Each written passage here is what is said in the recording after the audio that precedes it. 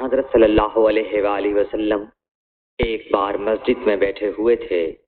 اتنے میں ایک شخص اونٹ پر سوار ہو کر آیا اور اونٹ کو مسجد میں بٹھا کر باندھ دیا۔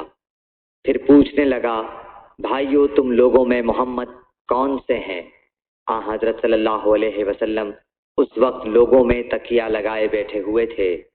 ہم نے کہا، حضرت محمد صلی اللہ علیہ وسلم یہ سفید رنگ والے بزرگ ہیں جو تکیہ لگائے ہوئے تشریف فرما ہیں۔ تب وہ آپ سے مخاطب ہوا کہ اے عبد المطلب کے فرزند، آپ صلی اللہ علیہ وسلم نے فرمایا، کہو میں آپ کی بات سن رہا ہوں۔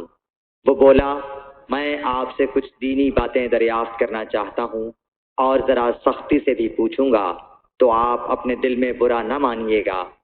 آپ صلی اللہ علیہ وسلم نے فرمایا، نہیں، جو تمہارا دل چاہے پوچھو۔ تب اس نے کہا کہ میں آپ کے رب اور اگلے لوگوں کے رب تبارک و تعالیٰ کی قسم دے کر پوچھتا ہوں، کیا آپ کو اللہ نے دنیا کے سب لوگوں کی طرف رسول بنا کر بھیجا ہے؟ آپ صلی اللہ علیہ وسلم نے فرمایا، ہاں یا میرے اللہ۔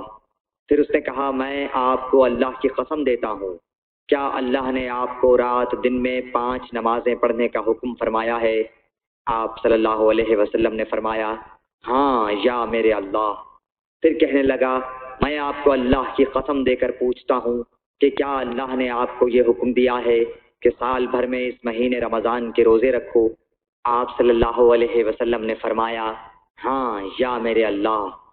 پھر کہنے لگا، میں آپ کو اللہ کی قسم دے کر پوچھتا ہوں کہ کیا اللہ نے آپ کو یہ حکم دیا ہے کہ آپ ہم میں سے جو مالدار لوگ ہیں ان سے زکوٰۃ وصول کر کے ہمارے محتاجوں میں بانٹ دیا کریں؟